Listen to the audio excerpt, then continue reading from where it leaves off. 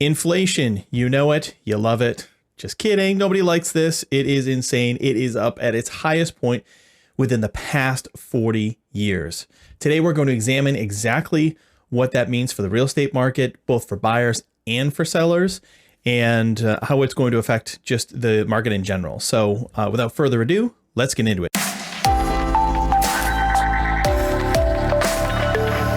Okay, this is an article from where did this come from? This came from the National Association of Realtors. It says inflation edges higher, affecting housing. The rate of inflation reached 8.5% in March, continuing at a 40-year high and showing few signs of relief for consumers. Higher gas prices, food, and housing costs fueled the consumer price index's jump. Aggressive inflation will force the Federal Reserve to raise interest rates multiple rounds this year and actively pursue quantitative tightening, says Lawrence Yun, chief economist of the National Association of Realtors. That is why mortgage rates recently have shot up so high. Higher mortgage rates will inevitably pull home sales down in the coming months and slow home price appreciation. Yun projects a 10% decrease in home sales this year, but he continues to say home prices will increase, gaining 5% by the end of the year. So that is his prediction. I don't know that that's necessarily the case. I think in some markets, probably going to be up significantly more than that. In other markets, it'll probably be right around there. You know, here in the Boston market, so it, excuse me, it probably will be right around that 5, maybe 10% appreciation that we're going to see in here. But I think the bigger issue is obviously with interest rates. If you followed this channel, we've been talking about these two things like hand in hand for the past several months. Literally, actually, it was like the fall of last year, we were talking about inflation and what kind of impact it was going to have on home prices. And we said, inflation is going to be running hot. It's going to continue to run hot until they do something about it. So as a result, you're going to see higher home prices in the spring of 2022. Well, now we are in the spring of 2022. And what are we seeing? Higher home prices. This is no big surprise to me. And again, if you follow this channel, you know that we have been talking about this for a while. Now, what I don't think any of us anticipated was how quickly these rates have gone up, right? So they started back in the fall when I recorded a couple of videos talking about interest rates and where they were headed. I think they were right around 3%, maybe 3.25%. And now they are at 5.25%. So they've gone up 2 full percentage points, which is dramatic. So for every 1 percentage point it goes up, you lose about 13% in purchasing power. So between the 2%, you know, going from 3 to 5%, you lose approximately 25% of your purchasing powers. If you were qualified to buy a house and approved to buy a house at $500,000 before, now you can only afford $400,000. Now, the reality is that there are still going to be some people who can afford to purchase homes even with those increased interest rates. But the pool of qualified buyers is slowly but surely starting to shrink.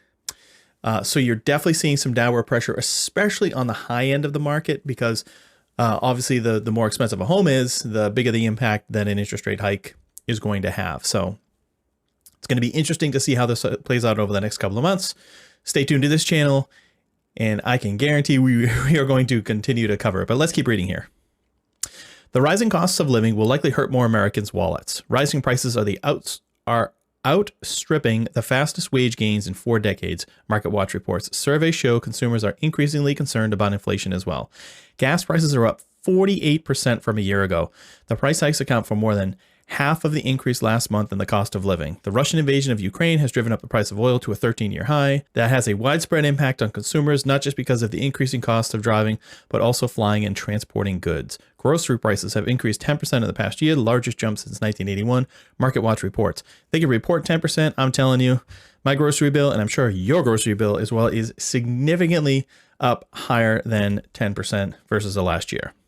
Also, the cost of rent and shelter costs are rising. Over the last year, the cost of shelter has increased 5%, marking the largest increase in 4 decades, MarketWatch reports. Housing costs tend to compromise about a third or more of a typical household budget. Rents rose by 4.4%, but many other data sources have pointed to even higher increases, Yun says. Absolutely. I mean, I'm here in the Boston market, and rents are up about 20% year over year. So I don't know where someone came up with that 4.4%. And then lastly, home price is not part of the consumer price index, but has hurt first-time buyers, especially with rising mortgage rates, Yun says. Clearly, more construction of both apartments and single-family homes is needed. It's absolutely needed, but that's not going to solve our problem. The reality is the real estate market has been running hot for really 2 years now. It was really since I'll say May of 2020, and here we are coming up on May of 2022. and things do need to cool down. Now, again, this is going to be a very slow, gradual process. I don't think it's going to fall off a cliff per se, but here's a couple things to note. Okay, so for sellers, I've been talking about this for a while now. If you have been sitting on the sidelines thinking like, I could just list my property anytime, do not be lulled into thinking that you can list your property anytime.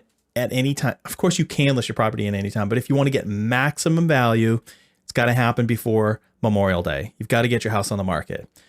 For buyers, it's a little bit more interesting, right? Because as rates go up, there's typically fewer people that are now qualified at that same amount. So you're probably going to see less competition on certain homes, but you are still going to see competition. Until we have a dramatic increase in inventory, it's probably not going to change all that much. Now, here's the other thing to consider. If you're a buyer and prices start to flatten out or even dip down a little bit, the concern there for some buyers is like, well, I'm going to ride that down and see if I can get it down to the bottom. But the reality is interest rates are going to continue to rise, right? The Fed has announced that over the next 2 meetings, I think it was like 50 basis points a piece. So there's going to be one in June, probably another one in the August timeframe. So that's another full point. So we're going to see by the end of the year, we're going to see rates easily in the 6s, if not the 7s, to help control inflation because it's just out of control. We've printed way too much money as a country. It's a problem. So as a buyer, again, I know it sounds crazy, but even at 5%, you want to lock into that interest rate now because come December, when it's at 7.25 or 7.5, you're going to be like, oh, I remember like 6 months ago it was at 5 or 5.25, and it's going to seem like a good deal. I know it doesn't right now, but we've had such cheap money for so long. Inevitably, it had to end. And right now it is ending. But here's my little glimmer of hope for home buyers. Is that even if you do finance the home at, say, 5.25%, there's a very high likelihood that at some point over the next 5 to 10 years, rates will go back down. And at that point in time, you can refinance and take advantage of those lower rates. And that is exactly what happened with this big housing boom that we just saw, that we just went through over the past 2 years, is so many people refinanced their home, did a cash out refinance, took hundreds of thousands of dollars in equity in their home and put it into another piece of real estate. So they took that money, put it into another piece of real estate, drove prices through the roof, but they didn't care because they were paying virtually nothing in interest. So why wouldn't you do it? It's an appreciating asset. It is a great store of value. Real estate is a fantastic hedge against inflation. That's all I have today. Again, if you do enjoy content like this, I just kindly ask that you smash that like button and also click the subscribe button down below to be notified of future videos. Thanks for watching. Take care.